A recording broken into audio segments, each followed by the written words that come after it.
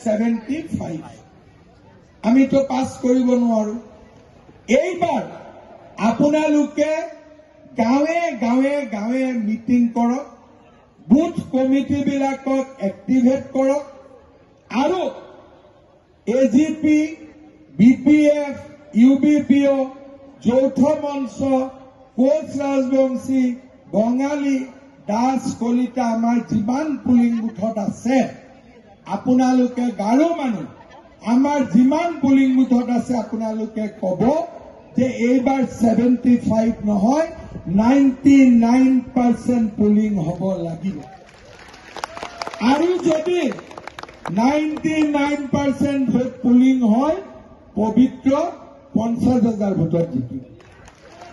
কিন্তু যদি 75% পুলিং হয় পবিত্ৰ 25,000 ভোটত জিকিব 25,000 জিকাব লাগে নে 50,000 জিকাব লাগে কিমানত জিকাব লাগে মোৰ লগত আজি সকলোৱে সংকল্প লওক যে আমাৰ চেণ্টাৰ বিলাকত আমিও 99% ভোট দিম আৰু এই কাম যদি আপোনালোকে কৰিব পাৰে গোৱালপাৰা সদায় নিৰাপদ হৈ থাকিব আমাক কোনেও একো কৰিব নোৱাৰে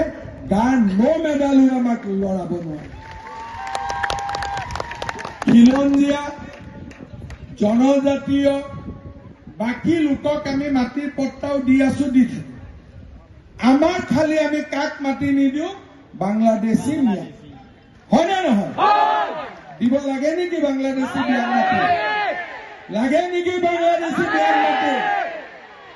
দিবতো নালাগে খেদিব লাগে নে নালাগে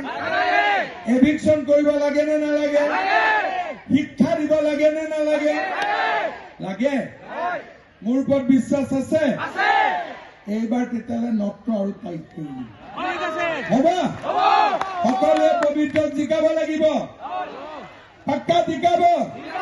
মোৰ লগত একেলগে কব ভাৰত মাতা কে ভাৰত মাতা কে নৰেন্দ্ৰ মোদী বিজেপি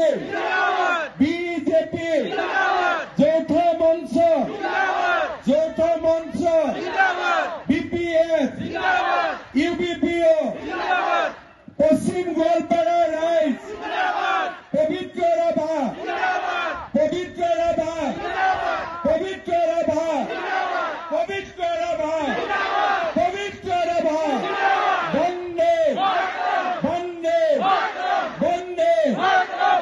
এতিয়া